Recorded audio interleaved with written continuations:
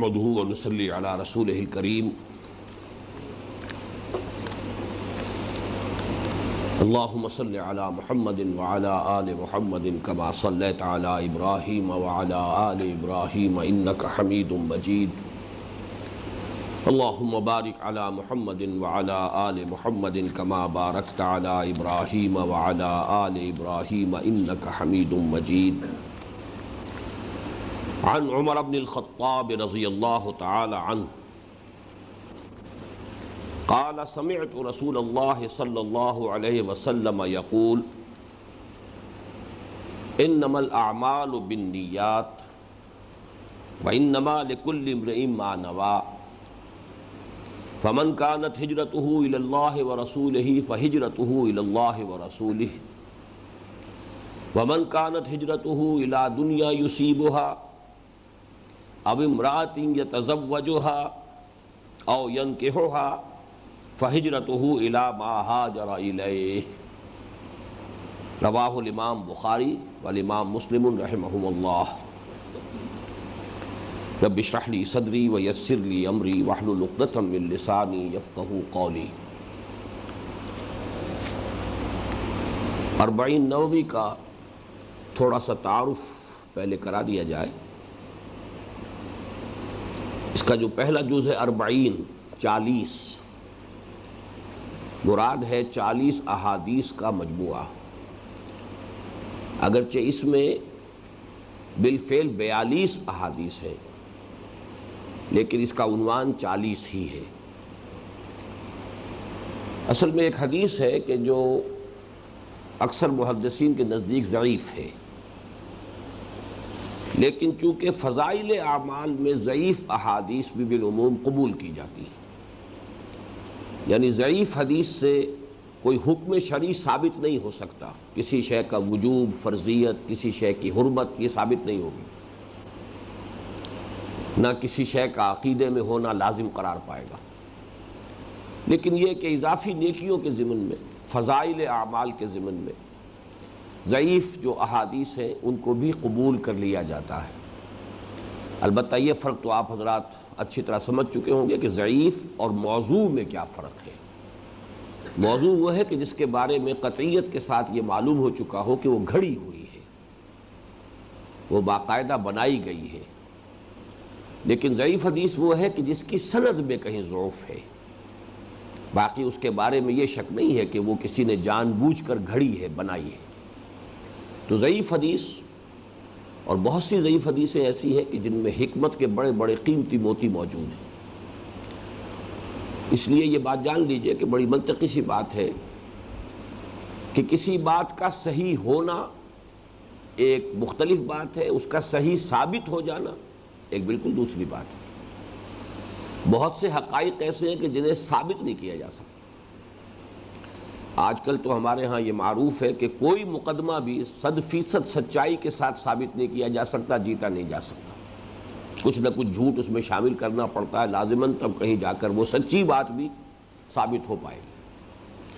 تو یہ جو محدثین نے رحمہم اللہ جو معیارات اپنے بنا لیے تھے، ظاہر بات ہے کہ انہوں نے جو حدیث کسی بھی ان کے معیارات جو ہیں معین ان سے وہ ساقط ہوئی، انہوں نے اس کو قبول کرنے سے انکار کر دیا۔ لیکن ہو سکتا ہے کہ بہت سی صحیح احادیث بھی در حقیقت صرف پایہ ثبوت کو نہ پہنچنے کی وجہ سے، سند میں کسی ضعف کی وجہ سے ضعیف قرار دے دی گئی ہو۔ اس وجہ سے ضعیف احادیث سے بہت زیادہ الرجی جو بعض حضرات کو ہوتی ہے وہ صحیح نہیں ہے۔ یہ بات صحیح ہے کہ ضعیف حدیث سے بہرحال کوئی حکم شرعی ثابت نہیں ہوگا، کسی شے کا عقیدے کا لازمی جزو ہونا اس سے ثابت نہیں ہوگا، لیکن یہ کہ اگر کوئی علمی بات ہے، کوئی قدر و قیمت کی بات ہے، کوئی حکمت کی بات ہے، اسی طریقے سے فضائل اعمال کے ضمن میں کوئی بات ہے تو اس کو قبول کر لیا جائے گا۔ تو ایسی ایک حدیث ہے جو ویسے تو حضرت علی، حضرت عبداللہ ابن مسعود، حضرت معاذ ابن جبل، عبداللہ ابن عمر، عبداللہ ابن عباس، انس ابن مالک، ابو ہریرہ اور ابو سعید رضی اللہ تعالی عنہم اجمعین، ان سب سے تقریباً مروی ہے، لیکن یہ کہ کہیں نہ کہیں نیچے سند میں آ کر ضعف ہو جاتا ہے۔ تو چاہے صحابہ کرام میں سے اتنے بڑے بڑے نام موجود ہیں، لیکن ظاہر بات ہے کہ وہ سند جو ہے وہ تو پھر صحابی سے تابعی، تابعی سے تبع تابعی ہوتے ہوتے محدث جو بھی ہے جو چھان پھٹک کر رہا ہے اس تک وہ پوری کڑیاں صحیح صحیح پہنچی ہوں گی، تب وہ اس کو اپنے معیار کے مطابق قبول کریں گے۔ اس حدیث کے الفاظ یہ آئے ہیں، من حفظ علی امتی 40 حدیثا من امر دینہا بعثہ اللہ تعالی یوم القیامت فی زمرۃ الفقہاء والعلماء وفی روایت فی زمرۃ الشہداء وفی روایت قیل لہ ادخل من ای باب الجنہ۔ کنز العمال ایک یہ کتاب ہے، حدیث کا مجموعہ ہے، اس میں یہ حدیث درج ہے۔ اس کا عام طور پر ترجمہ یہ کر دیا گیا ہے کہ جس کسی شخص نے، میری امت کے میں سے کسی شخص نے 40 حدیثیں دینی معاملات کے بارے میں یاد کر لیں تو اللہ تعالیٰ اسے قیامت کے دن اٹھائے گا علماء اور فقہاء کے زمرے میں، اور دوسری روایت میں شہداء کے طبقے میں، اور ایک تیسری روایت میں آیا ہے کہ قیامت کے دن اس سے کہا جائے گا کہ جنت کے جس دروازے سے چاہو داخل ہو جاؤ۔ لیکن مجھے اس ترجمے پر تھوڑا سا اشکال ہے کہ حفظہ کے بعد علی آیا ہے، من حفظ علی امتی، اس کا مطلب یہ ہے کہ جس نے یاد کی، محفوظ رکھی، امت تک انہیں پہنچایا۔ اور ظاہر بات ہے کہ یہ پہنچانا، جیسے کہ حفظ قرآن کے بارے میں جو ایک بہت ہی عمدہ حدیث ملتی ہے کہ اس کا مطلب صرف الفاظ یاد کر لینا نہیں ہوتا تھا صحابہ کے زمانے میں، بلکہ اس کے الفاظ بھی یاد ہو جائیں، اس کا مفہوم بھی معلوم ہو جائے، اس پر عمل بھی کر لیا جائے، یعنی یہ کہ اپنے پورے وجود میں قرآن مجید کو محفوظ کر لیا جائے، حافظے میں بھی، اپنے فہم اور ذہن میں بھی، اور اپنے عمل میں بھی، اپنے سیرت و کردار میں بھی جذب کر لیا جائے، تب وہ حافظ کہلاتا تھا۔ یہ نہیں کہ جس نے صرف بطن جو ہے وہ یاد کر لیا، پیرٹ لائک، وہ طوطے کی طرح اس کو سنا سکتا ہے تو بس وہ حافظ قرار پائے گا۔ اسی طریقے سے قاری جو ہے اس دور میں، وہ عام یہ قراء جیسے ہمارے یہاں ایک فن بن گیا، اس کو نہیں کہتے تھے، عالم قرآن کو قاری کہتے تھے، قرآن کا پڑھنے والا جو قرآن کا عالم ہوتا تھا۔ تو یہاں بھی میں سمجھتا ہوں کہ من حفظ علی امتی، اس کے اندر صرف یاد کر لینا نہیں ہے، بلکہ یاد کر کے اس کا افادہ عام، اسے لوگوں تک پہنچانا۔ اور ظاہر بات ہے کہ اس میں خود بخود وہ بات شامل ہو جاتی ہے کہ اگر آپ کوئی بات پہنچا رہے ہوں گے تو آپ کا عمل اس پر ہونا چاہیے، ورنہ وہ پہنچانا جو ہے، اتامرون الناس بالبر وتنسون انفسکم وانتم تتلون الکتاب افلا تعقلون، کیا تم لوگوں کو نیکی کا حکم دیتے اور اپنے آپ کو بھول جاتے ہو جبکہ تم خود کتاب پڑھنے والے ہو؟ تو یہ تو کیا تم عقل سے کام نہیں لیتے؟ تو یہ تو اس کے مصداق ہو جائے گا۔ تو اس حوالے سے میں سمجھتا ہوں کہ اس حدیث میں جو بات بیان کی گئی ہے وہ بڑی منطقی بن جاتی ہے۔ 40 حدیثیں من امور دینہا، یعنی امت کے جو دینی معاملات ہیں، دینی امور ہیں، ان سے متعلق 40 حدیثیں حضور صلی اللہ علیہ وسلم کی، وہ اگر یاد بھی کر لی گئی ہوں اور ان کو صحیح طور سے مستحضر کیا گیا ہو، پھر ان کو پھیلایا جا رہا ہو، اور ان کو صرف یہ کہ علمی طور پر پھیلایا جا رہا ہو بلکہ عملاً بھی اپنے کردار میں اس کا نمونہ پیش کیا جا رہا ہو، تو پھر یہ کہ اگر یہ جو اس کے اندر ریوارڈ بیان کیا گیا ہے، اس کا جو اجر و ثواب ہے، وہ پھر اس کے ساتھ متناسب بن جاتا ہے، پھر اس کے اندر کوئی بہت زیادہ بڑا جو ہے وہ گیپ باقی نہیں رہتا۔ تو اس حدیث کے حوالے سے بہت سے علماء نے 40 احادیث کے مجموعے مرتب کیے ہیں، بہت سے۔ عبداللہ ابن مبارک رحمہ اللہ جو تبع تابعین کے دور سے ہیں، وہاں سے یہ سلسلہ شروع ہوا۔ سب سے پہلی 40 انہوں نے مرتب کی تھی، پھر ہوتے ہوتے تقریباً ہر یوں سمجھیے کہ جو بھی قابل ذکر عالم، خاص طور پر حدیث کے علم میں جس کو کچھ بھی مقام اور درک حاصل تھا، اس نے اپنے فہم کے مطابق ایک ذخیرہ جو ہے، ذخیرہ حدیث میں سے یہ مجموعہ مرتب کیا۔ تو ان میں سے جن مجموعوں کو بہت قبول عام حاصل ہوا ہے، بلکہ میں کہوں گا کہ ان سب میں بھی سر فہرست یہ 40 نووی ہے۔ امام نووی رحمۃ اللہ علیہ نے جو 40 حدیثیں مرتب کی ہیں، اور وہ حقیقت میں 42 ہیں۔ امام نووی کون ہیں؟ یہ 7ویں صدی ہجری کے شخص ہیں، 630 ہجری کے آس پاس ان کی ولادت ہے، اور 676-77 میں ان کا انتقال ہے۔ کل 46-47 برس عمر ہوئی ہے۔ اور یہ بھی نوٹ کیجئے کہ سید احمد شہید رحمۃ اللہ علیہ کی عمر بھی 46 برس تھی جبکہ وہ شہید ہوئے بالا کوٹ میں۔ تو یہ عمر بھی جن لوگوں کے اندر عزم اور ہمت ہوتی ہے، تو اتنی عمر بھی کافی ہوتی ہے کہ وہ کوئی کام ایسے کر جائیں کہ دنیا میں پھر انہیں یاد رکھا جائے۔ تو عمر کا زیادہ ہونا ہی ضروری نہیں ہے، جیسا کہ میں نے بارہا بیان کیا، حضور کی عمر کل 61 برس ہوئی، تقریباً یہی عمر حضرت ابو بکر کی، یہی حضرت عمر کی، یہی حضرت علی کی، صرف حضرت عثمان رضی اللہ تعالیٰ عنہ کی عمر جو ہے وہ زیادہ تھی، 80-82 برس۔ بہرحال 46-47 برس کل عمر ہوئی ہے، لیکن یہ کہ حدیث کے اندر بہت بڑا ان کا مقام ہے۔ ریاض الصالحین ان کی بہت ہی مشہور و معروف کتاب ہے۔ عام طور پر جو حدیث کے مجموعے مرتب کیے گئے ہیں وہ فقہی اعتبار سے ہیں،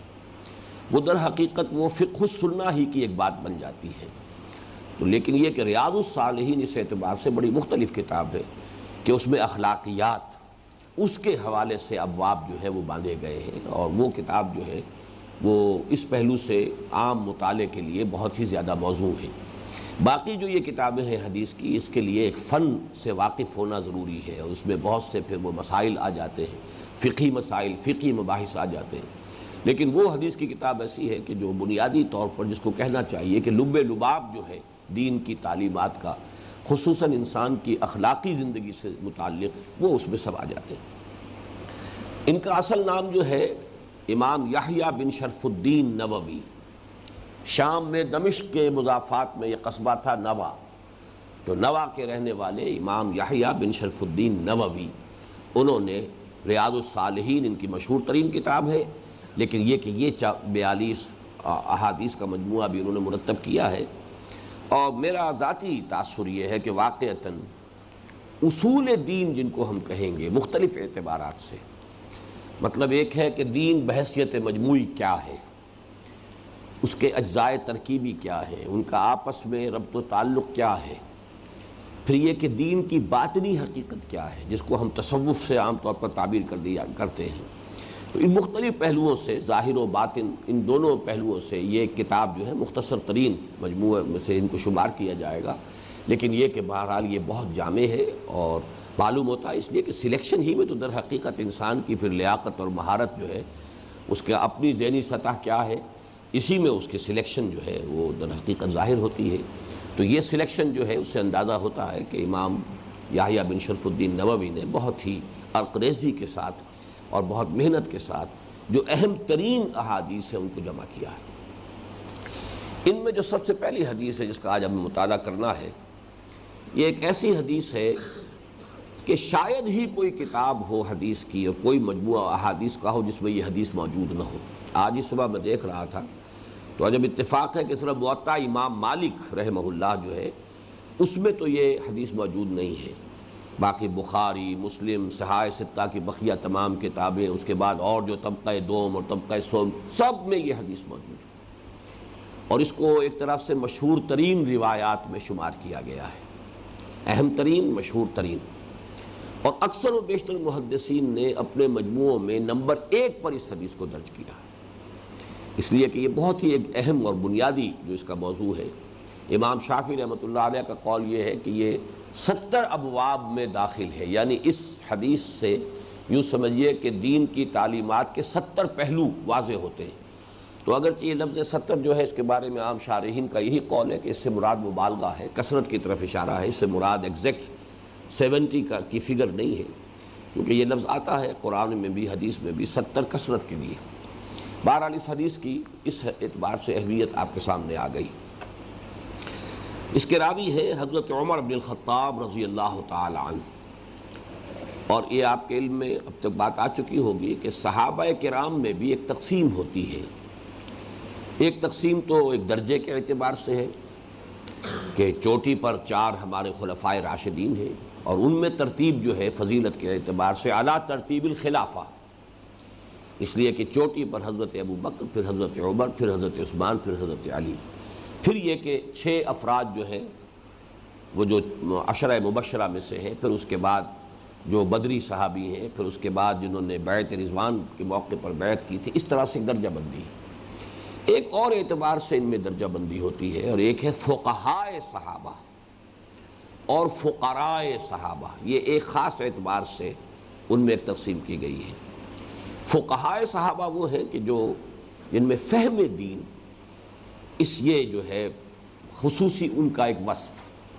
اور حضرت عمر رضی اللہ تعالیٰ عنہ کے بارے میں تو ظاہر بات ہے کہ بہت سی احادیث حضور کی جو مروی ہیں کہ اگر میرے بعد کوئی نبی ہوتا تو عمر ہوتے، اور الحق ینطق علی لسان عمر، حق جو ہے عمر کی زبان پر حق جاری رہتا ہے، حق بولتا ہے۔ تو مختلف جو ہے احادیث اور بہت سی آیات قرآنیہ کے شان نزول میں آپ دیکھیں گے کہ حضرت عمر کو اس مسئلے کی اہمیت کا احساس پہلے ہوا، پھر وہ آیات نازل ہوئی۔ تو اس سے وہ جو بہت ہی ایک ہم آہنگی ہے دین کے مزاج میں اور حضرت عمر رضی اللہ تعالیٰ عنہ کے مزاج میں، ایک بڑا قرب تھا، بڑی ہم آہنگی تھی۔ تو فقہائے صحابہ میں سے حضرت عمر ہیں، حضرت علی ہیں، یہ چوٹی پر ہیں، حضرت عائشہ صدیقہ ہیں رضی اللہ تعالی عنہا، یہ جو فقہائے صحابہ۔ اس کے برعکس آتا ہے ایک درجہ جو ایک کیٹیگری سمجھ لیجئے، وہ ہے فقراء صحابہ۔ زہد، ورع، دنیا سے بے رغبتی، ان چیزوں کا معاملہ جو ہے اگر دیکھا جائے تو اس میں کچھ اور صحابہ ہیں، ابو الدرداء ہے، ابو ذر ہے رضی اللہ تعالی عنہما، یہ کچھ فقراء صحابہ میں سے ہیں۔ تو ان کا زہد، ان کا تقوی، ان کی دنیا سے بے رغبتی، اللہ سے محبت، یہ جو ایک باطنی کیفیات ہے، اور دنیا سے چونکہ بے رغبتی تھی لہٰذا ان پر ویسے وہ فقر ظاہری بھی تھا، اگرچہ وہ فقر جو ہے وہ تو ان کا اصل میں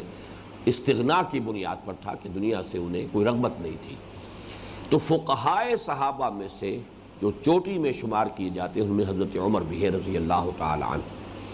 اور یہ بھی آپ کے علم میں رہنا چاہیے کہ فقہائے صحابہ سے مروی روایات کم ہیں۔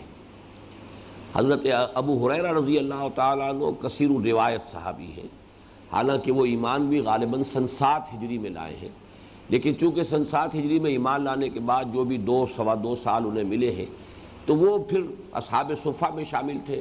ہمہ وقت ہمہ تن وہ اسی کام میں لگے رہتے تھے، ہر وقت جو ہے حضور صلی اللہ علیہ وسلم کی باتیں ان کے سامنے آتی تھیں، لہذا اب ان کے پاس جو ہے ذخیرہ بہت بڑا تھا۔ یہ جو حضرت ابو بکر ہے، حضرت عمر ہے رضی اللہ تعالی عنہما، ان لوگوں کا معاملہ یہ ہے کہ جو دنیاوی معاملات ہیں، تجارت بھی کرتے تھے، کاروبار بھی کرتے تھے،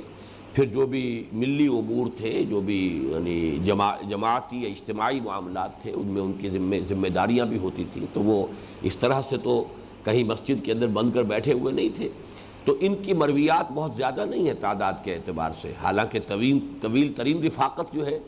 زمانے کے اعتبار سے وہ تو حضرت ابو بکر رضی اللہ تعالیٰ عنہ کو حاصل ہے، لیکن یہ کہ بہرحال جو یعنی روایات کا جہاں تک تعلق ہے ان سے بہت زیادہ حدیثیں جو ہے مروی نہیں ہیں۔ عن عمر بن الخطاب رضی اللہ عنہ، عن سے پہلے کیا لفظ محذوف ہے؟ آپ حدیثیں شروع کر چکے ہیں، یہ عن سے کیا مراد ہے؟ جی یہ نہیں بتایا گیا آپ کو؟ عن سے مراد اس سے پہلے محذوف ہے رویہ، رویہ عن عمر بن الخطاب، روایت کیا گیا عمر بن الخطاب سے۔ عن جو ہے وہ تو آپ کو معلوم حرف جار ہے، عن عمر بن الخطاب، عمر بن الخطاب سے، مطلب کیا سے؟ رویہ عن عمر بن الخطاب رضی اللہ تعالی عنہ، روایت کیا گیا ہے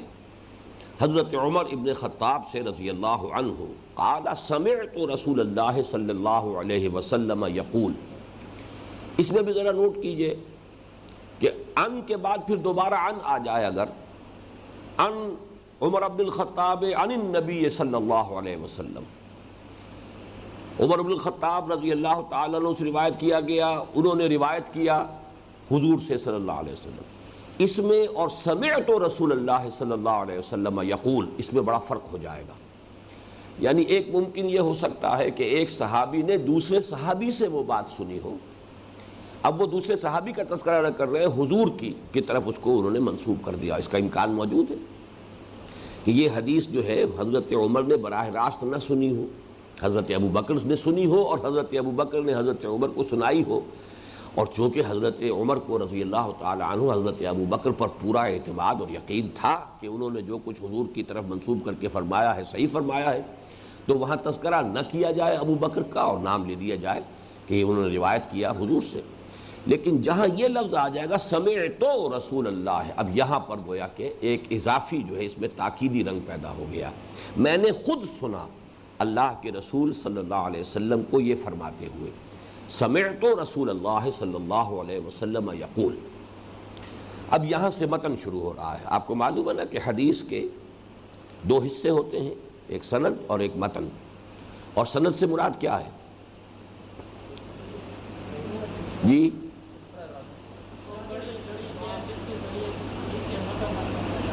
ہاں، لیکن یہ تو ایک مکمل ہوتی، یہاں پر پورا متن موجود نہیں ہے، صرف صحابی کا نام دیا گیا ہے. سند تو پھر یہ کہ اگر امام بخاری روایت کر رہے ہیں تو امام بخاری سے حضور تک کی پوری کڑی اس میں آئے گی تو وہ سند کہلائے گی. حضرت امام بخاری نے اپنے استاد جن سے وہ حدیث سنی ہے ان کا نام ہوگا، پھر انہوں نے جن سے سنی ہے ان کا نام ہوگا، پھر انہوں نے جن سے سنی ہے. اب 200-250 برس کی جو ہے یوں سمجھیے کہ جتنی بھی اس کے درمیان لنکس ہوں گی وہ سارا سند کہلائے گا. اور اس کے اوپر پورے کے اوپر بحث ہوتی ہے، کہیں وہ لنک ٹوٹا ہوا تو نہیں ہے، کہیں کوئی کڑی جو ہے ایسی تو نہیں ہے کہ جس کے بارے میں کوئی جرح ہوئی ہو، جس کے بارے میں کوئی شک و شبے کا اظہار کیا گیا ہو. تو متن اصل میں اس کے بعد شروع ہوتا ہے. لیکن یہ کہ سند صرف اس کا نام نہیں ہے کہ حضرت عمر نے یہ بات بیان فرمائی، لیکن یہ کہ گویا کہ ایک اعتبار سے خلاصہ ہو جاتا ہے کہ آخر میں لکھا ہے بخاری و مسلم، تو گویا کہ امام بخاری سے بھی حضرت عمر تک یہ کڑی جو ہے کڑی بکڑی ملی ہوئی ہے، اور حضرت امام مسلم رحمہ اللہ سے بھی حضور تک یہ بات جو ہے حضرت عمر تک یہ کڑیاں موجود ہیں. انما الاعمال بالنیات، انما یہ تو آپ نوٹ کر چکے ہوں گے اب تک، کلمہ حصر ہے، جیسے سورہ حجرات میں آپ نے پڑھا ہے انما المؤمنون الذین آمنوا باللہ ورسولہ ثم لم یرتابوا وجاہدوا باموالہم وانفسہم فی سبیل اللہ اولئک ھم الصادقون، کہ اس آیت میں ابتدا میں بھی اسلوب حصر ہے اور اختتام پر بھی اسلوب حصر ہے. تو حصر کے لیے یہ کلمہ انما، یعنی اعمال کل کے کل، نیکیاں تمام کی تمام. دوسرے نوٹ یہ کیجئے کہ یہاں اعمال سے مراد تمام افعال نہیں ہے بلکہ مراد نیکیاں ہیں، اس لیے کہ انما الاعمال بالنیات میں اس بات کا امکان پیدا ہوتا ہے اگر ہر عمل پر اس کو آپ اس کا انتباہ کریں گے. کوئی شخص گناہ کر رہا ہے اور کہے کہ میری نیت تو نیک ہے، یہ گناہوں سے متعلق جو ہے یہ حدیث نہیں ہے. اعمال یہاں نیکیاں، اور اس کے لیے ایک بنیادی بات جو ہے وہ سورۃ العصر کے ضمن میں بھی آپ کے سامنے آ چکی ہے کہ فعل اور عمل میں ایک فرق ہے. فعل کسی بھی کام کو کہہ دیں گے، چاہے وہ ارادے کے ساتھ کیا جا رہا ہے، غیر ارادی طور پر ہو رہا ہے، لیکن یہ کہ بالارادہ اور مشقت طلب کام کا نام عمل ہے. عمل میں یہ دو چیزیں ضروری ہیں، ارادہ ہو اور مشقت طلب ہو. عاملۃ ناصبہ، عاملہ کہیں گے ایک ایسا انسان، ایک ایسا نفس کہ تھکا ہوا ہے، بہت مشقت زدہ ہے، عاملہ. تو چونکہ نیکی میں ظاہر بات ہے کہ انسان کو کچھ محنت کرنی پڑتی ہے، کچھ نفس کی مخالفت کرنی پڑتی ہے، کچھ انفاق کرنا پڑتا ہے، تو گویا کہ نیکی جو ہے وہ ایک مشقت طلب کام ہے. اور اس کے لیے پھر یہ کہ انسان قصد کرتا ہے، ارادہ کرتا ہے. باقی بغیر ارادے کے تو ہو سکتا ہے نفسانی خواہشات جو ہیں ان کا ظہور آپ کے اعضاء و جوارح سے ہو جائے، لیکن یہ ہے کہ آپ کو نیکی کی طرف جانا ہے تو اس کے لیے تو عزم اور ارادہ چاہیے، اور اس کے اندر کچھ نہ کچھ محنت، مشقت، ایثار، قربانی کرنی پڑتی ہے. تو یہاں اعمال کو لفظی طور پر ہر عمل جس کو ہم اردو میں عمل کہہ دیتے ہیں اس کے معنی میں نہ لیجئے. انما الاعمال بالنیات، نیکیوں کا دار و مدار نیتوں پر ہے، اعمال صالحہ کا دار و مدار نیتوں پر ہے. یعنی یہ کہ کوئی عمل اپنے ظاہر کے اعتبار سے کتنی ہی بڑی نیکی نظر آتا ہو، اس کا اصل معاملہ اللہ کے ہاں جو اس کی اسسمنٹ ہوگی وہ اس کی جو موٹیو ہے، جس جذبہ محرکہ کے تحت وہ عمل کیا گیا ہے، جو اس سے مقصود ہے، جو اس کی نیت ہے، اس کی بنیاد پر اسسمنٹ ہوگی. انما الاعمال بالنیات وانما لکل امرئ ما نوی، اور ہر شخص کے لیے پھر وہی انما،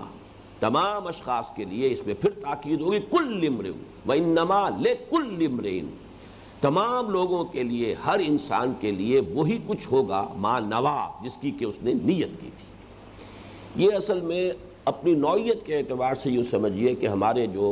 مطالعہ قرآن حکیم کا منتخب نصاب ہے اس کے دوسرے درس کا ہی مضمون ہے جو یہاں آ رہا ہے. لیس البر ان تولوا وجوہکم قبل المشرق والمغرب ولکن البر من آمن باللہ والیوم الآخر والملائکۃ والکتاب والنبیین وآتى المال على حبه ذوي القربى والیتامى والمساکین الی آخر الآیہ۔ تو وہاں یہ پوری بحث تفصیل کے ساتھ آپ کے سامنے آ چکی ہے، گویا کہ تقریباً وہی درس ہے کہ اس کو یہاں پر اس حدیث کے بھی بین السطور میں آپ کو ذہن میں تازہ کر لینا چاہیے کہ ہم انسانوں کا معاملہ یہ ہے کہ بعض مجبوریاں ہیں، ہماری لیمیٹیشنز ہیں، ہم صرف عمل کے ظاہر کو دیکھتے ہیں اور ظاہر کے اعتبار سے اس پر نیکی یا بدی کا اطلاق کریں گے۔ یہ کام بڑا نیکی کا کام ہے، یہ شخص خیرات بانٹ رہا ہے، تقسیم کر رہا ہے، یہ شخص جو ہے حالانکہ لکھپتی ہے، کروڑ پتی ہے، اس وقت غریبوں کی جھگیوں میں گھوم رہا ہے اور وہاں کچھ خیرات بھی تقسیم کر رہا ہے اور بڑے میلے کچیلے قسم کے بچے جو ہیں انہیں پیار کر رہا ہے اور لوگوں سے جو ہے وہ گلے مل رہا ہے۔ لیکن اب ہمیں معلوم ہے کہ اصل میں یہ سب کچھ کر رہا ہے کسی الیکشن جو آنے والا ہے اس کے لیے، تو اس وقت آپ زیر لب مسکرائیں گے کہ یہ بظاہر تو نیکی کا کام ہے جو بڑا کر رہا ہے، لیکن حقیقت میں جو اس کے پیش نظر ہے وہ کچھ اور ہے۔ تو کچھ چیزوں کے بارے میں تو ہمیں معلوم ہو جاتا ہے لیکن اکثر و بیشتر تو معلوم نہیں ہوتا۔ تو ہماری مجبوری یہ ہے کہ ہم اعمال کے ظاہر پر فیصلہ کرتے ہیں، اطلاق کرتے ہیں کہ آیا یہ نیکی کا کام ہے یا بدی کا کام ہے، باطن ہماری نگاہوں سے اوجھل ہے۔ دوسری کمزوری ہماری کیا ہے کہ ہم آئسولیٹڈ ایکٹس جو ہیں اس پر فیصلہ کرتے ہیں یہ نیکی کا کام ہے یہ بدی کا کام ہے۔ حالانکہ واقعہ یہ ہے کہ انسانی شخصیت ایک آرگینک ہول ہوتی ہے، جیسے نیم کا درخت ہے، اس میں آم کا پھل تو نہیں لگ سکتا، آم کا درخت ہے، اس میں نیم کی نبولی نہیں لگ سکتی۔ اب اگر ہمیں یہ نظر آ رہا ہو کہ ایک ہی درخت میں کسی شاخ پر تو آم لگا ہوا ہے، کسی شاخ پر نیم کی نبولی لگی ہوئی ہے، تو ایک عجیب سا یہ مرغوبہ ہو جائے گا، یہ ہمارے لیے ناقابل قبول بات ہے۔ یہی معلوم ہوگا کہ کوئی ایک چیز تو اصل ہے اور باقی شاید چسپاں کر دی گئی ہے، کہیں باندھ دی گئی ہے، کوئی انویزیبل تار ہے ان کے ذریعے سے اس نیم کے درخت کے اوپر جو ہے وہ آم جو ہے جڑ دیے گئے ہیں یا آم کے درخت پر نبولیاں لگا دی گئی ہیں۔ لیکن انسانی شخصیت کے بارے میں ہم یہ دھوکہ کھاتے ہیں،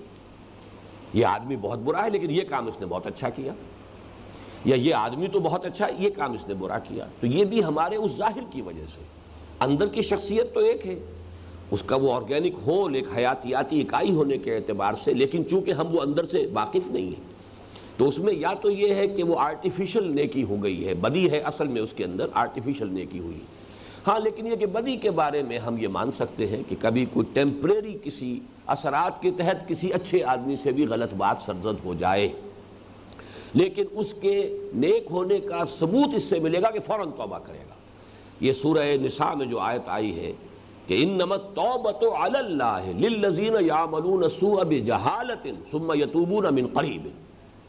کہ اللہ تعالیٰ کے ذمے ہے توبہ قبول کرنا ایسے لوگوں کی کہ جو جہالت میں، نادانی میں، جذبات کی رو میں بہہ کر کوئی غلط حرکت کر بیٹھتے ہیں لیکن پھر فوراً توبہ کرتے ہیں، اس لیے کہ وہ اندر کی شخصیت جو ہے وہ فوراً زور لگاتی ہے، طبیعت میں پھر جو رنج اور غم اور پچھتاوا پیدا ہوتا ہے یہ تم نے کیا کیا ہے، تو اس میں ڈیلے نہیں ہوتی، تاخیر نہیں ہوتی۔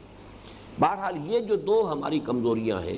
تو ان میں سے ظاہر بات ہے کہ وہ پورا سبق تو اب میں نہیں دہرا رہا ہوں جو آیت البر کا ہے کہ اس میں کس قدر خوبصورتی کے ساتھ سب سے پہلی بات یہ کہی گئی کہ یہ جو چہروں کا مشرق و مغرب یا شمال جنوب کی طرف پھیر دینا ہے یہ بھی اپنی جگہ پر ہے، اس کی بھی نفی نہیں ہے، اس لیے کہ ظاہر کی اپنی اہمیت ہے۔ لطافت جس کا کثافت جلوہ آرا ہو نہیں سکتی، لطافت بے کثافت جلوہ آرا ہو نہیں سکتی، کسی لطیف شے کو بھی اپنے ظہور کے لیے کسی کثیف شے کا سہارا لینا پڑتا ہے۔ اس حوالے سے یقیناً جو ہے وہ کوئی نہ کوئی فارم بھی ہوگی، لیکن اصل شے فارم نہیں ہے بلکہ اصل شے وہ ایسنس ہے، وہ نیت ہے، وہ موٹیوز ہیں، وہ موٹیویٹنگ فورسز ہیں کہ جس کے تحت کوئی عمل سرزد ہو رہا ہے۔ اور اسی لیے وہاں سب سے پہلے ایمان کی بحث لائی گئی جس میں کہ وہاں ہم نے تفصیل سے دیکھا کہ ایک مثبت محرک جذبہ محرکہ ہے جو ایمان باللہ سے ملتا ہے، اللہ کی محبت میں، اللہ کی رضا جوئی میں وہ فعل جو ہے کیا جا رہا ہو۔ اور کہا جا سکتا ہے کہ اس کے مقابلے میں منفی جذبہ آخرت کا خوف، اللہ کے پکڑ اور حساب کا اور محاسبے کا اور سزا کا خوف، تو یہ جو دونوں چیزیں جو ہیں مثبت و منفی، یہ محرک اگر ہے صرف تب تو وہ عمل نیکی کا ہے، یہ ہے نیت، اس سے ثابت ہوگا کہ وہ کام کس لیے کیا جا رہا ہے۔ لیکن یہ کہ اگر نیت کوئی اور ہے موٹیو کوئی اور ہے، کوئی دنیا کا حصول ہے، کوئی اور خواہش نفسانی کی تکمیل ہے، تو پھر یہ کہ بظاہر چاہے وہ کتنا ہی بڑا نیکی کا عمل نظر آ رہا ہو، بظاہر وہ کتنی ہی بڑی خوبی نظر آ رہی ہو، حقیقت میں یعنی اللہ کی نگاہ میں اور اللہ کی میزان میں اس کا کوئی وزن نہیں ہوگا۔ انما الاعمال بالنیات وانما لکل امرئ ما نویٰ، نیکیوں کا دار و مدار نیتوں پر ہے، ارادوں پر ہے، مقاصد پر ہے، موٹیوز پر ہے، اور یقیناً ہر شخص کو صرف وہی کچھ ملے گا جس کی اس نے نیت کی ہوگی۔ اب یہاں ایک مثال دی گئی ہے، بہت ہی خوبصورت مثال ہے، اس لیے کہ جو چوٹی کے چند اعمال ہیں جو ہمارے دین میں جن کی تلقین کی گئی ہے، اور اس چوٹی کے میں اس لیے کہہ رہا ہوں کہ اس کے حوالے سے کہا گیا کہ سابقہ پوری زندگی کے گناہوں کا کفارہ وہ عمل بن جاتے ہیں۔ کسی کی 99 برس کی عمر تھی اور گناہ میں فسق اور فجور کے اندر وہ صرف ہو گئی ہے، لیکن اس کے بعد یہ عمل اگر اس نے کر لیا ہے تو اس کے پوری زندگی کے اعمال کا وہ کفارہ بن جائے گا۔ وہ اعمال کون سے ہیں؟ نمبر 1، اسلام لانا، کفر سے اسلام میں داخل ہونا۔ ظاہر بات ہے جو شخص کفر میں پیدا ہوا، کفر میں زندگی گزاری، لیکن اب وہ اسلام لے آیا ہے، وہ بالکل صاف ہو گیا، وہ کلین سلیٹ کے ساتھ گویا کہ ایک نئی زندگی کا آغاز کر رہا ہے۔ دوسرا عمل ہجرت، خالصتاً اللہ کے لیے، اللہ کے دین کے لیے گھر بار اہل و عیال کو چھوڑ کر چلے جانا۔ یہ ہجرت بھی ایک ایسا عمل ہے، اور بالکل سمجھ میں آتی ہے بات کہ یہ ایک ایسا عمل ہے کہ جس کے تحت واقعتاً اتنا ہی بڑا اجر و ثواب ملنا چاہیے، سمجھ میں آنے والی بات ہے۔ اور تیسرا حج مبرور، لیکن حج کے ساتھ مبرور کا لفظ آیا ہے اس حدیث میں، وہ حج کے جو اللہ کے ہاں مقبول ہو گیا ہو۔ اب اس کی بڑی کڑی شرائط ہے۔ نمبر 1 یہ کہ اس میں کوئی حرام کا پیسہ آپ نے استعمال نہ کیا ہو، آپ کی جو پوری زندگی ہے وہ اس سے پہلے کی جو ہے اس کے اندر آپ نے جو ہے جو کمائی کی ہے وہ حلال کے پیسے سے کی ہے۔ پھر یہ کہ سارے حقوق آپ نے ادا کر دیے ہیں، اس کے بعد آپ جا رہے ہیں۔ پھر حج کے دوران بھی فلا رفث ولا فسوق ولا جدال فی الحج، اس کے اوپر صحیح طریقے کے اوپر جو ہے عمل کیا گیا ہو، کسی کو تکلیف نہ پہنچائی گئی ہو، کسی سے جھگڑا نہ گیا ہو، ایثار سے کام لیا گیا ہو، یؤثرون علی انفسہم ولو کان بہم خصاصہ، اور کوئی ریاکاری کی نیت نہ ہو۔ یہ ساری چیزیں جو ہے حج مبرور۔ اب ان میں سے جو درمیانی عمل ہے اس کو یہاں لیا گیا، فمن کانت ہجرتہ الی اللہ ورسولہ، تو جس شخص کی ہجرت تھی اللہ اور اس کے رسول کی طرف، فہجرتہ الی اللہ ورسولہ، تو اس کی ہجرت تو واقعتاً اللہ اور اس کے رسول ہی کے حساب میں شمار ہوگی۔ اب یہ ظاہر بات ہے کہ کوئی شخص دوسرا جو ہے اس کا فیصلہ نہیں کر سکتا، وہ تو در حقیقت اس قسم کی احادیث جو ہے وہ انٹراسپیکشن کے لیے ہے، درو بینی، اپنے اندر جھانکو اور جائزہ لو، اپنے آپ اپنے معاملات کے اوپر، اپنی نیتوں کے اوپر ایک سینسر خود بٹھاؤ۔ فمن کانت ہجرتہ الی اللہ ورسولہ فہجرتہ الی اللہ ورسولہ، تو اس کی ہجرت تو اللہ اور اس کے رسول ہی کے حساب میں شمار ہوگی۔ ومن کانت ہجرتہ لدنیا، یہ جو نسخہ میرے پاس ہے اس میں لدنیا ہے، لیکن یہ کہ بعض دوسرے جو کتابیں ہیں، میں ابھی مشکات شریف دیکھ کر آیا ہوں، اس میں الہ ہے یہاں بھی، تو یہ دونوں الفاظ آتے ہیں، اور آگے بھی ایک لفظ میں فرق ہے، یہ تزوجھا اور ینکحھا، یہ دو الفاظ بھی آتے ہیں۔ تو چونکہ جیسا کہ میں نے آپ کو بتایا یہ حدیث جو ہے بخاری میں بھی ہے، مسلم میں بھی ہے، صحاح ستہ کی باقی تمام کتابوں میں بھی ہے، اس حوالے سے ذرا سا کوئی لفظی فرق جو ہو جانا جو ہے مختلف روایتوں میں وہ بالکل قرین قیاس ہے۔ فمن کانت ہجرتہ الی اللہ ورسولہ فہجرتہ الی اللہ ورسولہ ومن کانت ہجرتہ لدنیا او الی دنیا یصیبھا، جس شخص کی ہجرت ہے دنیا کی طرف یا دنیا کے لیے کہ وہ اس کو حاصل کر لے۔ اب اس کی سمجھانے کے لیے بات صرف فرض کر رہا ہوں کہ مثال کے طور پر فرض کیجئے کہ مکے میں مسلمان تھے، صحابہ کرام تھے، اب ان میں سے بعض ایسے بھی تھے کہ جو دستکار تھے، ہاتھ سے محنت مزدوری کرتے تھے، مثلا خباب بن الارت رضی اللہ تعالیٰ عنہ، یہ ایک لوہار تھے۔ اب یہ کہ فرض کیجئے، میں ان کے حوالے سے یہ بات نہیں کہہ رہا ہوں، میں نے صرف مثال دی ہے کہ اب جب تمام صحابہ ہجرت کر گئے، اور ظاہر بات ہے کہ مشرکین تو ان کا بائیکاٹ کرتے تھے، اب فرض کیجئے کہ اب اس کے پاس کام نہیں ہے، کوئی شخص جو ہے وہ ان سے ڈیل کرنے کے لیے تیار نہیں ہے، تو اب مجبوراً اس نے بھی ہجرت کر لی ہو۔ اب یہاں تجزیہ ہوگا کہ ان کی ہجرت جو ہے in the hearts of his heart, in the heart of his hearts, اپنے قلب کی گہرائیوں میں اس کا اصل موٹیو کیا بنا، کہ یہ ایک مجبوری کا فعل ہے کہ چونکہ اب یہاں پر میری معاش کے دروازے بند ہو چکے ہیں، یا یہ کہ بظاہر جو ہے وہ بند ہو گئے ہیں، لہذا اب مجھے یہاں سے ہجرت کیے بغیر چارہ نہیں ہے۔ تو یہ گویا کہ ایک امکانی میں نے مثالی صورت پیش کی ہے، ایسا نہیں ہے کہ کسی صحابی کے بارے میں یہ بات جو ہے تعین کے ساتھ کہی گئی ہو یا کہی جا سکے، لیکن مثال ہے کہ دنیا کے لیے ہجرت کس لیے کی جائے گی؟ وَمَنْ كَانَتْ هِجْرَتُهُ لِدُنْيَا أَوْ إِلَىٰ دُنْيَا يُصِيبُهَا، جس کی ہجرت تھی دنیا کے لیے، دنیا سے مراد معاش ہے، معاشی اپنی ضروریات ہیں، یا فرض کیجئے کہ کسی اور شخص نے بہت دیر میں ہجرت کی ہو، یہ دیکھ کر کہ اب تو مسلمانوں کو وہاں پہ غلبہ حاصل ہوتا جا رہا ہے تو جلدی سے پہنچو تاکہ اس کے اندر تمہارا بھی حصہ ہو جائے۔ یہ میں صرف مفروضات کے اوپر بات کر رہا ہوں کہ اب ابتدا میں تو ہجرت نہیں کی، جیسا کہ سورہ نساء میں بھی آیا ہے کہ اے مسلمانوں جب تک یہ ہجرت نہیں کرتے ہیں ان کو بلکہ ایک طرح کے منافق قرار دیا گیا، الا یہ کہ کوئی شخص اتنا بوڑھا تھا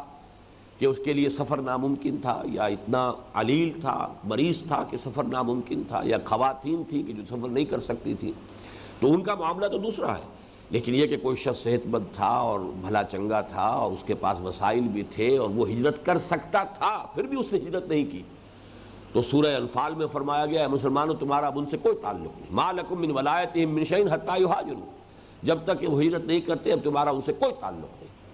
بلکہ بڑی تفصیلی احکام دیے گئے ہیں کہ اگر ایسی کسی قوم کے اوپر مسلمان حملہ کریں، کسی قبیلے کے اوپر، اور اس قبیلے کے اندر کوئی مسلمان بھی موجود تھے کہ جنہوں نے ہجرت نہیں کی تھی، تو ظاہر بات ہے کہ پھر وہ ان کو امان حاصل نہیں ہے، وہ اگر اس کے اندر وہ بھی ہلاک ہو جائیں تو کسی مسلمان کے اوپر کوئی الزام نہیں آئے گا، اس لیے کہ انہوں نے ہجرت کیوں نہیں کی تھی وہاں سے۔ وہ تفصیل سے چیزیں آئی ہیں، مختلف صورتیں ہیں کہ جو ہو سکتی ہیں، لیکن یہ کہ ہجرت فرض تھی۔ اب ہجرت جو شخص کر رہا ہے صرف اس لیے کہ اللہ کا حکم ہے، اللہ کے رسول کا حکم ہے، اب تقاضا یہی ہے کہ تمام قوت کو جو ہے ایک مرکز پر مجتمع کر دیا جائے تاکہ پھر کہیں سے ہم اقدام کا جو ہے مرحلہ اس کا آغاز کر سکیں۔ اس کو اچھی طرح سمجھ لیجئے کہ ہجرت فرض کیوں ہوئی، حالانکہ باقی اعتبارات سے تبلیغ دین اگر سامنے ہو صرف تو ہجرت کی فرضیت کی کوئی حکمت سمجھ میں نہیں آتی۔ جہاں جہاں مسلمان تھے وہاں تبلیغ کا کام جاری رکھ سکتے تھے، ان سب کو وہاں سے نکال لینا تو بظاہر تبلیغ کے اعتبار سے تو ایک پہلو سے کہا جا سکتا ہے کہ نقصان دہ عمل تھا۔ جہاں جہاں وہ تھے وہ وہاں پر مسلسل جو ہے وہاں اپنی دعوت پیش کرتے رہتے، تبلیغ کرتے رہتے۔ لیکن جیسے کہ میں نے وہ نبی اکرم صلی اللہ علیہ وسلم کا مقصد بعثت میں واضح کیا ہے کہ سیرت سمجھ میں نہیں آ سکتی جب تک کہ وہ آیت مبارکہ سمجھ میں نہ آئے کہ هو الذی ارسل رسولہ بالہدی ودین الحق لیظہرہ علی الدین کلہ، اظہار دین حق علی الدین کلہ، یہ مقصد بعثت محمدی ہے صلی اللہ علیہ وسلم۔ تو گویا کہ تمام چیزیں اب اس کی نسبت سے طے پائیں گی، اور اس اظہار کے لیے ضروری تھا کہ اب جب کہ اقدام کا مرحلہ آ گیا ہے تو جتنی اویلیبل ہمارے پاس ورکنگ فورس ہے، مین پاور ہے، وہ سب ایک مرکز پر آ جائے تاکہ پوری قوت کے ساتھ جو ہے کفر کے خلاف اور ائمہ کفر کے خلاف اقدام کیا جا سکے۔ اس کے لیے وہ ہجرت اب سمجھ میں آ گئی کہ واقعتاً لازم ہے، ورنہ یہ کہ ہجرت کی فرضیت جو ہے سمجھ میں نہیں آتی۔ کہیں تو فرض کیجئے کہ مسلمانوں کو مارا جا رہا ہے، کوئی اور پرسیکیوٹ کیا جا رہا ہے تو وہ مجبوراً وہاں سے جا رہے ہیں۔ پہلی ہجرت جو تھی ہجرت حبشہ وہ اس نوعیت کی تھی، دوسری ہجرت جو ہے ہجرت مدینہ وہ اس نوعیت کی نہیں تھی، یہ در حقیقت اسٹریٹجک تھی۔ اب یہ تو ایک اس اظہار و دین الحق علی الدین کلہ کی جد و جہد کا ایک مرحلہ تھا۔ یہ ہجرت فرض کی گئی اور جس نے ہجرت نہیں کی اسے گویا کہ منافقین میں سے شمار کیا گیا، اس کے لیے امان نہیں رہی، اسے اس کا جو بھی ایمان ہے اور جو کلمہ شہادت ہے اس کی بھی ڈھال جو ہے اس کے لیے تسلیم نہیں کی گئی۔ اہل ایمان سے کہہ دیا گیا کہ تمہارا ان سے کوئی تعلق نہیں۔ لیکن اب یہ عمل کوئی شخص کر رہا ہے تو کرنے میں موٹیو کیا ہے؟ واقعتاً اللہ کے دین کے غلبے کی خواہش، اللہ کے رسول کا حکم یہی پیش نظر ہے، اللہ کی رضا جوئی ہی پیش نظر ہے، صرف اسی کے لیے ہجرت کی جا رہی ہے، یا یہ جیسا کہ میں نے امکانی طور پر آپ کے سامنے مثالیں رکھی کہ فرض کیجئے کہ کوئی دستکار ہے اور وہ اس وجہ سے اب ہجرت کرنے پر مجبور ہو گیا ہے کہ اب لوگ اسے کام نہیں دے رہے، اس کے کلائنٹس جو ہیں وہ اب سب کے سب ہجرت کر گئے تو مجبوراً وہ بھی جا رہا ہے۔ یا یہ کہ جب دیکھا کہ اب مسلمانوں کو غلبہ حاصل ہو رہا ہے تو اب وہ بھی چلے آ رہے ہیں کہ اب وہ دور آ گیا ہے، جیسے کہ سورہ عنکبوت جو ہمارے منتخب نصاب کا جو اہم درس ہے اس کا پہلا رکوع، اس میں فرمایا کہ ایسے لوگ بھی ہوں گے کہ وَلَئِن جَاءَ نَصْرٌ مِّن رَبِّكَ لَيَقُولُنَّ إِنَّا كُنَّا مَعَكُمْ، آپ کے رب کی طرف سے اگر مدد آ جائے گی تو وہ کہیں گے ہم بھی آپ کے ساتھ تھے، پھر وہ بھی ہجرت کر کے آ کر شریک ہو جائیں گے کہ جو بھی اب اس کی جو فتوحات ہیں اس میں ہمارا بھی حصہ ہو۔ اس کے ساتھ ہی دوسری ایک اور مثال دی گئی، اب امرات ینکحھا او یتزوجھا، یہ دو الفاظ ہیں علیحدہ علیحدہ، یا کسی نے ہجرت کی ہے کسی خاتون کے لیے کہ ان سے نکاح کرے یا ان کو اپنی زوجیت ملے۔ اب یہ بھی، بلکہ اس میں تو بعض روایات میں آتا ہے کہ کوئی ایک صاحب تھے کہ جن کو میں تیقن کے ساتھ تو نہیں جانتا، لیکن مہاجر ام قیس کے نام سے یہ چیز ہمیں روایات میں آتی ہے کہ کسی خاتون سے کسی کو محبت ہے اور وہ خاتون ہجرت کر گئی۔ اب کچے دھاگے سے بندھے ہوئے یہ بھی چلے جا رہے ہیں، اس لیے کہ اب یہ تو ظاہر بات ہے کہ ان سے اگر نکاح کرنا ہے اور انہیں اپنی زوجیت میں لینا ہے تو انہیں بھی ہجرت کرنی ہوگی۔ لیکن یہ معاملہ ہے اللہ اور اس بندے کے درمیان، اس کا راز ہے۔ ظاہر بات ہے کہ دنیا تو اس کے اوپر اطلاق نہیں کرے گی کہ مہاجر ہیں، آئے ہیں، مکے کی سکونت ترک کر دی ہے اور مدینے آ گئے ہیں اس حوالے سے۔ لیکن یہ کہ ایک دوسری مثال یہ کہ اگر کسی کی ہجرت ہے، اور یہ مثال خاص طور پر مجھے محسوس ہوتا ہے کہ کوئی معین بات ہوگی، ورنہ الا دنیا یصیبھا یہ تو ایک جنرل ٹرم ہے، اس کے اندر تو دنیا کے مال و دولت، کاروبار، کوئی پروفیشن، کوئی اور چیزیں، کوئی اقتدار، غلبہ، یہ ساری چیزیں جو ہے وہ کور ہو کر آ جاتی ہیں۔ لیکن جب خاص طور پر کیا گیا ہے تو معلوم ہوتا ہے کہ ایک چیز کو نمایاں کیا گیا تو شاید یہ کوئی پرٹیکولر کیس بھی موجود ہو۔ میں یقین کے ساتھ نہیں کہہ سکتا، لیکن یہ کہ ملتا ہے یہ نام بعض جگہ پر اس حوالے سے کہ مہاجر ام قیس کے مہاجر جنہوں نے ہجرت کی ہے اصل میں ان سے نکاح کے لیے۔ فَهِجْرَتُهُ إِلَىٰ مَا هَاجَرَ إِلَيْهِ، تو اس کی ہجرت شمار ہوگی انہی کے حساب میں جس کے لیے اس نے ہجرت کی ہے۔ وہ اللہ کے لیے نہیں ہوگی، اللہ کے رسول کے لیے نہیں شمار ہوگی، اللہ کے دین کے لیے نہیں شمار ہوگی۔ یہ موٹیوز جو ہیں جو دنیا والوں کے لیے تو ممکن نہیں ہے کہ اس کے بارے میں کوئی حکم لگا سکے، کوئی فیصلہ کر سکے، لیکن ظاہر بات ہے کہ اللہ تعالیٰ کا معاملہ ایسا ہے کہ وہ یقیناً تمام جو باطن سے واقف ہے، نیتوں کو، جیسا کہ ایک حدیث میں آیا ہے ان اللہ لا ينظر الى صورکم، تمہاری ولا اموالکم، اللہ تمہاری صورتوں اور مالوں کو نہیں دیکھتا کہ کس قدر مال و دولت تمہارے پاس ہے یا کیا تم حسین اور وجیح شخصیت تم رکھتے ہو، ولکن ينظر الى قلوبکم واعمالکم، وہ دیکھتا ہے تمہارے دلوں کو اور عملوں کو۔ اور یہ دل اور عمل یہ جڑ جاتے ہیں اس میں کہ عمل کا بھی ایک ظاہر ہے اور ایک اس کا وہ جو اصل نیت ہے جس کا تعلق جو ہے وہ دل کے ساتھ ہے۔ قصد جو کر رہا ہے دل، کیا ارادہ ہے، کیا موٹیو ہے، کیا نیت ہے، کیا اصل مقصود ہے، کیا اس کا جو ہے جذبہ محرکہ ہے، اس کے حوالے سے اللہ تعالیٰ کے ہاں اس کے عمل کا جو ہے معاملہ ہوگا۔ آیا وہ نیکی شمار ہوگی یا یہ کہ ایسا بھی بعض احادیث سے معلوم ہوتا ہے کہ وہ نہ صرف بدی بلکہ بہت بڑی بدی شمار ہو جائے، اس لیے کہ خلوص نیت اور اخلاص نیت کے برعکس جو لفظ آتا ہے وہ تو پھر ہے ریا اور سمعہ، صرف لوگوں کو دکھانے کے لیے کوئی نیک کام کرنا، لوگوں کو سنانے کے لیے کوئی نیک کام کرنا تاکہ شہرہ ہو جائے، لوگوں کے اندر میری نیکی کا چرچا ہو جائے، میری بات جو ہے لوگوں کے علم میں آ جائے کہ یہ بڑا عابد و زاہد ہے یا فلاں اس کے اندر خوبی ہے۔ اگر یہ نیت میں شامل ہو تو اس کو تو فرمایا گیا کہ یہ شرک ہے۔ من صلی یرائی فقط اشرکا ومن صام یرائی فقط اشرکا، یہ قد جب آ جاتا ہے فعل ماضی پر تو یقین ہو چکا، کر چکا، انگریزی میں جسے آپ پریزنٹ پرفیکٹ ٹینس کہتے ہیں، ہی ہیز ڈن اٹ، یہ تو ہو چکا، وہ کر چکا، پریزنٹ پرفیکٹ ٹینس، فقط اشرکا، جس نے نماز پڑھی دکھاوے کے لیے وہ شرک کر چکا، جس نے روزہ رکھا دکھاوے کے لیے وہ شرک کر چکا، جس نے تصدق ومن تصدق یرائی، جس نے دکھاوے کے لیے خیرات کی ہے، صدقہ دیا، وہ بھی شرک کر چکا۔ تو یہ اصل میں تو مطلب یہ کہ نیکی برباد گناہ لازم والی بات ہے کہ اگر یہ خلوص نیت نہیں ہے،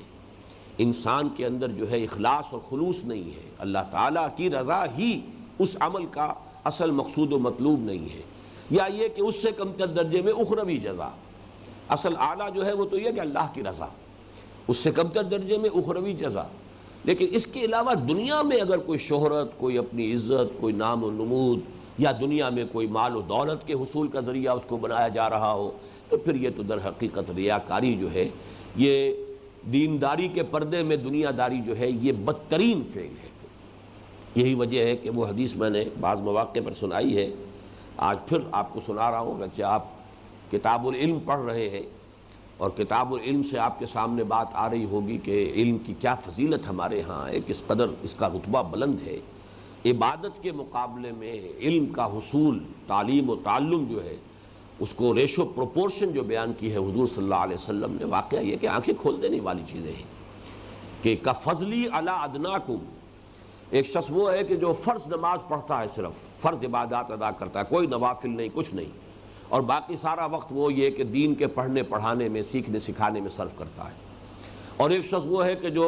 ہمیشہ روزہ رکھتا ہے اور پوری رات عبادت کرتا ہے۔ اس کا جو ہے تقابل جو کیا گیا ہے کہ اس شخص کی فضیلت جو ہے کہ جو صرف فرائض پر اتفاق کرتے ہیں، فرض تو ہر صورت ادا کرنے ہیں، اس کے بعد بقیہ اس کا پورا وقت جو ہے وہ علم کے حصول میں اور علم کی اور نیکی کی اور خیر کی تلقین اور اس کو لوگوں تک پہنچانے میں صرف ہو رہا ہے، اس کی فضیلت اس شخص پر، اس عابد و زاہد شخص پر کا فضلی علی ادناکم، جتنی فضیلت مجھے حاصل ہے تم میں سے ادنا ترین انسان پر۔ ادناکم میں ہم اگر اس حدیث کو لفظی طور بھی لیں گے، صحابہ میں سے ادنا، صحابہ میں سے جو کم ترین درجے کے صحابی ہوں گے ان کا جو حضور کو فضیلت حاصل ہے، کا فضلی علی ادناکم، یہ درجہ ہے اس علم کے حصول اور علم کو پھیلانا اور خیر اور نیکی اور اس کا جو پرچار ہے اس کا۔ لیکن وہ حدیث جو اب میں سنانے چلا ہوں وہ آپ کو ملے گی اسی میں، اگر تو وہ مشکات میں آپ پڑھ رہے ہیں تو اس کے یہ کتاب باب العلم جو ہے اس کی فصل 40 میں یہ حدیث مل جائے گی۔ یوشک ان یاتی علی الناس زمان، اندیشہ ہے کہ لوگوں پر ایک زمانہ ایسا بھی آ جائے گا، لا یبقى من الاسلام الا اسمہ ولا یبقى من القرآن الا رسمہ، اسلام میں سے سوائے اس کے نام کے کچھ نہیں بچے گا، اور قرآن میں سے سوائے اس کے رسم الخط کے کچھ نہیں بچے گا۔ متن تو ہے، موجود ہے، الفاظ ہیں، لکھے ہوئے ہیں، لیکن یہ کہ اس کے سوا کچھ نہیں۔ اس کی حقیقت کہیں دیکھنا چاہے مجسم شکل میں، کہیں وہ معاشرہ دیکھنا چاہے کہ کوئی 1 انچ زمین مل جائے جہاں وہ معاشرہ ہو جو قرآن پیدا کرنا چاہتا ہے، تو نہیں ملے گا۔ مساجدہم عامرۃ، ان کی مسجدیں بہت آباد ہوں گی، آباد بھی ہوں گی، شاندار بھی ہوں گی، عالی شان ہوں گی، سنگ مرمر کی بنی ہوگی، اور نہ معلوم کیا کچھ ہوگا، فانوس ہوں گے اور قالین ہوں گے، سب کچھ ہوگا۔ وہی خراب من الہدی، ہدایت سے خالی، تہی دست، ہدایت نہیں۔ علماؤہم شر الناس تحت ادیم السماء، اور ان کے علماء جو ہے آسمان کی چھت کے نیچے کے بدترین مخلوق، من عندہم تخرج الفتنۃ وفیہم تعود، ان کے اندر ہی سے فتنہ برآمد ہوگا اور انہی میں گھس جائے گا، واپس چلا جائے گا، یعنی فتنے اٹھانے اور فتنے پیدا کرنے کے سوا ان کا کوئی دھندا نہیں رہے گا۔ یہ علماء کا جو حال ہے، علماء سو جنہیں ہم کہہ دیتے ہیں عام طور پر، اور ظاہر بات ہے کہ اس وقت اکثریت کا حال وہی ہے، اگر نہ ہوتا تو امت کا یہ حال نہ ہوتا کہ جس حال کو ہم آج پہنچے ہوئے ہیں۔ یہ اس علم کا جو معاملہ ہے کہ جس کی وہ فضیلتیں جو آج کل آپ پڑھ رہے ہیں، اسی طریقے سے یہ بھی فرمایا ہے کہ کوئی شخص علم حاصل کرتا ہے صرف اس لیے کہ لوگوں کے اوپر دوس جمائے اپنے علم کی، یا یہ کہ علماء کی محفل میں بیٹھ سکے، ان کے ساتھ ان کی اصطلاحات میں گفتگو کر سکے، معلوم ہو کہ انہی میں سے ہے، اور ان کے ساتھ ان کا ہم جلیس ہو سکے، بیٹھ سکے ان کی محفل میں وغیرہ وغیرہ، یا یہ کہ علماء کے ساتھ مناظرہ بازی کر سکے، تو پھر یہ ہے کہ اس کے لیے بڑی سخت وعید آئی۔ تو علم بھی ہے، حصول علم بھی ہے، عبادت کا معاملہ میں نے آپ کو اس حدیث کے حوالے سے بتا دیا، من صلی یرائی فقد اشرکا ومن صام یرائی فقد اشرکا ومن تصدق یرائی فقد اشرکا۔ حصول علم کا معاملہ ہے تو یہ ہے۔ اسی طریقے سے جہاد اور قتال فی سبیل اللہ، حضور سے پوچھا گیا صلی اللہ علیہ وسلم کہ ایک شخص ہے جو جنگ کرتا ہے اپنی شجاعت کے مظاہرے کے لیے، ایک دوسرا جنگ ہے، شخص ہے جو جنگ کر رہا ہے، مال غنیمت کا اس کے سامنے جو ہے کچھ ہے نقشہ کہ ملے گا، اس کے لیے وہ بڑے جوش و خروش کے ساتھ میدان جنگ میں جا رہا ہے۔ ایک تیسرا جنگ ہے جو صرف حمیت، تیسرا شخص ہے صرف حمیت کی وجہ سے جنگ کر رہا ہے، یعنی یہ کہ کسی خاص قبیلے کی جس کی طرف کے فوج کشی ہو رہی ہے، جس پر حملہ کرنا مقصود ہے، اگر اس سے کوئی خاندانی رنجش چلی آ رہی تھی تو آدمی اب ذوق و شوق کے ساتھ شریک ہو گیا ہے کہ اب مجھے موقع ملے گا کہ وہ پرانے سارے حساب کتاب جو ہے وہ چکا لوں۔ تو یہ وہ حمیت جاہلی جو ہے وہ اس کا اصل موٹیو بن گیا ہے۔ ان میں سے کس کو ہم سمجھے کہ وہ مجاہد فی سبیل اللہ ہے؟ آپ نے فرمایا کوئی نہیں۔ مجاہد فی سبیل اللہ تو صرف وہ ہوگا جو قتال کرتا ہے صرف اس لیے لتکون کلمۃ اللہ ہی العلیٰ، اللہ کا کلمہ ہی سب سے اونچا ہو جائے، اس مقصد واحد کے تحت جس نے قتال کیا ہے اس کا تو وہ تو مجاہد فی سبیل اللہ ہے۔ باقی حمیت کی وجہ سے کیا ہو، کسی قومیت کے حوالے سے کیا ہو، مال غنیمت کے حصول کے لیے کیا ہو، اپنی شجاعت کے مظاہرے کے لیے کیا ہو، تو وہ گویا کہ پھر یہ اللہ تعالیٰ کی راہ میں جہاد نہیں ہے، وہ پھر جہاد اپنے نفس کے لیے ہو جائے۔ اسی کے ضمن میں حضرت علی کا واقعہ بیان ہوتا ہے، جو ویسے تو تقریباً یعنی ناقابل یقین بات ہے، لیکن یہ کہ یہ صحابہ کرام کا معاملہ، حضور صلی اللہ علیہ وسلم جس طرح یہ تزکیہ باطن کیا تھا، تزکیہ باطن کو بھی سمجھ لیجئے کہ اصل اس کا مطلب یہی ہے۔ تزکیہ باطن جو ہے اس کا کوئی اور مطلب نہیں ہے، نیت کو پاک کر لینا، کہ اصل آپ کے مقاصد بالکل خالص ہو جائیں کہ وہ اللہ کی رضا اور اخروی فلاح اور نجات، اس کے سوا کوئی شے مقصود نہ رہے، مطلوب نہ رہے۔ لا مقصود الا اللہ، لا مطلوب الا اللہ، لا محبوب الا اللہ۔ جو بھی کام آپ نیکی کا کر رہے ہیں، اب آپ معاش کے لیے کر رہے ہیں، ٹھیک ہے، آپ کو معلوم ہے کہ یہ کام میں کر رہا ہوں، یہ مزدوری کر رہا ہوں، یہ محنت کر رہا ہوں، یہ میں معاش کے لیے کر رہا ہوں، کوئی حرج نہیں۔ اس میں اگر آپ نے حلال ذرائع کو استعمال کیا ہے، حرام سے بچے ہیں، تو یہ بھی جہاد میں شمار ہو جائے گا اور یہ عبادت کا حصہ شمار ہو جائے گا۔ لیکن یہ کام آپ بالفعل بالارادہ نیتاً اپنے حصول معاش کے لیے کر رہے ہیں، لیکن کوئی کام نیکی کا ہے، دین کی خدمت کا ہے، اب اس میں اگر کوئی شے شامل ہو گئی، کوئی بھی اس کے اندر جو ہے وہ ناپاکی، امپیورٹی کسی بھی اعتبار سے شامل ہو گئی، تو جیسے آپ کو معلوم ہے میتھمیٹکس میں بڑی سے بڑی رقم زیرو سے ضرب کھا کر زیرو ہو جاتی ہے۔ جو بڑے سے بڑا عمل ہو، وہ قتال فی سبیل اللہ کا عمل ہو، وہ علم کے حصول اور تعلیم اس کا معاملہ ہو، وہ کوئی عبادات کا معاملہ ہو، بڑی سے بڑی شے زیرو سے ضرب کھا کر زیرو ہو جائے گی۔ اللہ کی میزان میں نہ صرف یہ کہ اس کا کوئی وزن نہیں ہوگا، بلکہ جیسا کہ میں نے عرض کیا، نیکی برباد، گناہ لازم، کہ وہ شرک لازم آ جائے گا، اس لیے کہ تمہارے مقصود و مطلوب کے اندر اللہ تعالیٰ کے سوا کوئی اور شامل ہو گیا، وہ یہ چیز جو ہے یہ وہ شرک کے درجے تک پہنچا دینے والی ہے۔ تو یہ حدیث جو ہے اس اعتبار سے کہ ان تمام مفاہیم کو اس نے اپنے اندر جو ہے وہ سمیٹ لیا ہے، اور اس کا اصل فائدہ کیا ہے؟ وہ یہی ہے کہ ہر شخص انٹراسپیکشن کرے، درو بینی کرے، اپنے اندر جھانکے۔ یہ مراقبہ جو ہے یہ صحیح مراقبہ ہے کہ انسان، مراقبہ کسے کہتے ہیں؟ رقبہ، گردن، ایک دوسرے پر تاک لگا کر بیٹھ جانا، یہ مراقبہ ہے۔ رقبہ گردن کو کہتے ہیں، مراقبہ باب مفاعلہ، گویا کہ ایک دوسرے کے اوپر آدمی جو ہے پوری طریقے سے دھیان دے رہا ہے، یہ مراقبہ ہے۔ تو انسان مراقبہ کرتا ہے اپنے اندر، اپنے نفس کے ساتھ، پوری دھیان کے ساتھ غور و فکر کرتا ہے، اپنے اعمال کا جائزہ لیتا ہے، میں بھاگ دوڑ تو بہت کر رہا ہوں، میرے اندر کا حال کیا ہے، میری نیتوں کا حال کیا ہے، میرے اصل مقاصد کیا ہیں، کہیں کوئی نقب تو نہیں لگا لی ہے۔ اور یہ نقب جو ہے اس قدر غیر شعوری طور پر لگ جاتی ہے، شیطان جو ہے اتنا وہ غیر شعوری طور پر جو ہے انسان کے اوپر حملہ آور ہوتا ہے، جس کے لیے کہ حضور کی وہ حدیث بھی میں نے بارہا آپ کو سنائی ہے کہ ان الشیطان یجری من الانسان مجری الدم،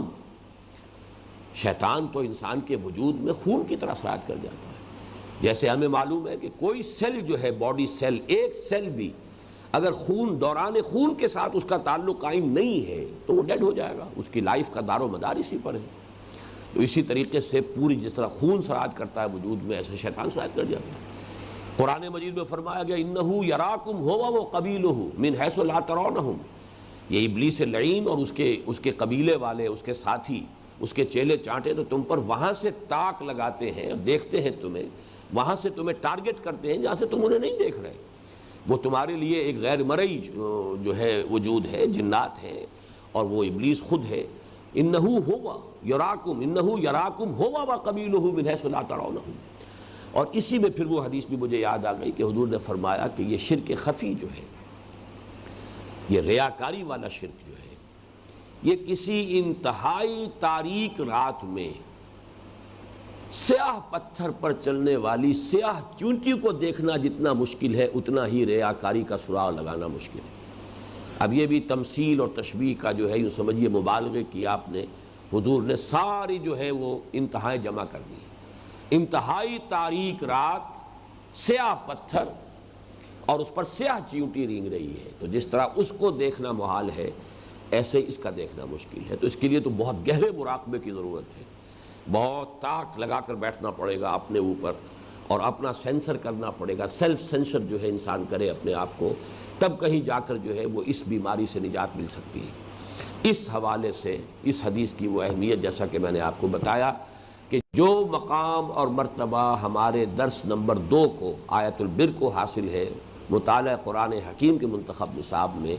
احادیث کے مجموعے کے اندر یہ حدیث در حقیقت اسی مقام پر ہے، اسی درجے میں ہے۔ یہی وجہ ہے کہ اس کثرت کے ساتھ جو ہے اس کی روایت بھی ہوئی ہے، اور اس کو تمام محدثین نے اپنے مجموعوں میں شریک کیا ہے، اور اکثر و بیشتر نے اسی سے شروع کیا۔ اس لیے کہ جب وہ خود بیٹھے جمع کرنے کے لیے تو ان کے اپنے سامنے یہ بات آئی ہے کہ ہمارا اپنا عمل کیا ہے، ہم خود یہ کس نیت سے کر رہے ہیں، اپنی تصحیح نیت بھی، کہ یہ صرف کوئی اپنی علمیت کا جو ہے وہ دھوس جمانے کے لیے، روب گانٹنے کے لیے یہ نہیں ہے، لوگوں میں محدث شمار ہونے کے لیے، مشہور ہونے کے لیے نہیں ہے، بلکہ یہ کہ در حقیقت یہ صرف اللہ اور اس کے رسول کے لیے اور دین کی خدمت اور اللہ کی رضا جوئی کے لیے یہ کام ہم کر رہے ہیں۔ تو اس کے لیے اپنی یعنی ایک طرح کی سیلف وارننگ کے طور پر اس حدیث کو گویا کہ وہ اپنے مجموعے کے شروع میں لے کر آئے ہیں۔ اللہ تعالی ہمیں بھی توفیق عطا فرمائے کہ ہم اپنی نیتوں کا اور اپنے محرکات عمل کا جائزہ لیتے رہا کریں، اور اس میں جہاں کہیں بھی کوئی خامی نظر آئے تو اس کی تلافی اور اس کی تصحیح کی کوشش کرتے رہیں۔ بارک اللہ لی و لکم فی القرآن العظیم و نفعنی و ایاکم بالآیات و الذکر الحکیم۔